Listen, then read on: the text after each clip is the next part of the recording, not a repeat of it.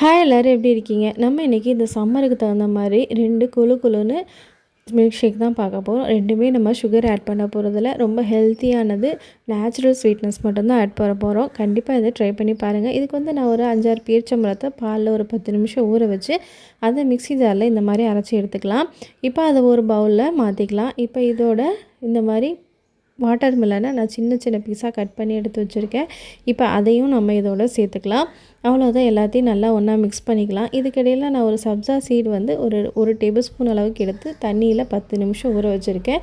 இது வந்து நல்ல உடம்புக்கு நல்ல குளிர்ச்சியை தரும். அதனால் சப்ஜா சீடு இந்த மாதிரி சம்மர்ஸ் டைமில் நீங்கள் அதிகமாக எடுத்துக்கிட்டிங்கன்னா உடம்பு நல்லா சூடாகாமல் குளுன்னு இருக்கும். இப்போ இது எல்லாத்தையும் நல்லா ஒன்றா மிக்ஸ் பண்ணிவிட்டு அப்படியே ஃப்ரிட்ஜில் ஒரு 10 நிமிஷம் வேணும்னா, சில்லுன்னு வேணும்னா இப்போ ஃப்ரிட்ஜில் வைங்க. இல்லாட்டி அப்படியே கொடுக்கலாம். சூப்பராக இருக்கும், டேஸ்ட்டாக இருக்கும். ஸ்கூல் விட்டு வர குழந்தைகளுக்கு ஈவினிங் கண்டிப்பாக இதை ட்ரை பண்ணி பாருங்கள். ரொம்ப விரும்பி குடிப்பாங்க. அடுத்து நம்ம பார்க்க போகிறது சப்போட்டா மில்க் ஷேக் தான். இது செய்கிறது ரொம்ப சிம்பிள் தான். கண்டிப்பாக ட்ரை பண்ணி பாருங்கள். இப்போ ஒரு பவுலில் 1 டீஸ்பூன் அளவுக்கு சப்ஜா சீடு எடுத்துகிட்டு அதை கொஞ்சம் தண்ணி ஊற்றி ஊற வச்சுக்கோங்க. இப்போ இன்னொரு பெரிய பவுலில் 10 பேரிச்சம்பழம் கொட்டை எடுத்தது, 10 பாதாம், ஒரு 5-6 வால்நட், அதோட காஞ்ச திராட்சை ஒரு 10 சேர்த்துக்கோங்க. இது எல்லாமே நட்ஸ் எல்லாமே உங்களுக்கு ஆப்ஷனல் தான். உங்களுக்கு எந்த நட்ஸ் பிடிக்குமோ அது சேர்த்துக்கோங்க. இப்போ இதுலேயும் கொஞ்சம் தண்ணி ஊற்றி ஒரு 10லேருந்து 15 நிமிஷம் நல்லா ஊற வச்சுக்கலாம். இப்போ 15 நிமிஷத்துக்கு அப்புறம் நல்லா ஊறிடுச்சு. இப்போ இதை மிக்ஸி ஜாரில் சேர்த்துக்குவோம். இப்போ இதோட நம்ம சப்போட்டாவும் சேர்த்த போகிறோம். நான் வந்து 2 சப்போட்டா எடுத்திருக்கேன். இந்த 2 சப்போட்டா வந்து ஒரு 2லேருந்து 4 டம்ளர் அளவுக்கு நம்மளுக்கு மில்க் ஷேக் கொடுக்கும். அதனால் 2 சப்போட்டா போதும்.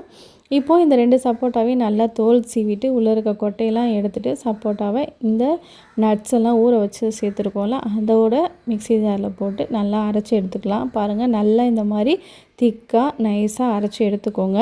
அவ்வளோதான். இப்போ நம்ம ஒரு டம்ளரில் அசம்பிள் பண்ணிக்கலாம். இப்போ ஒரு டம்ளர் எடுத்துகிட்டு அதில் ஃபஸ்ட்டு நம்ம ஊற வச்ச சப்ஜா சீடு சேர்த்துக்குவோம். அதுக்கப்புறம் அதுக்கு மேலே நம்ம அரைச்சி வச்சுருக்க நட்ஸை சேர்த்துக்குவோம்.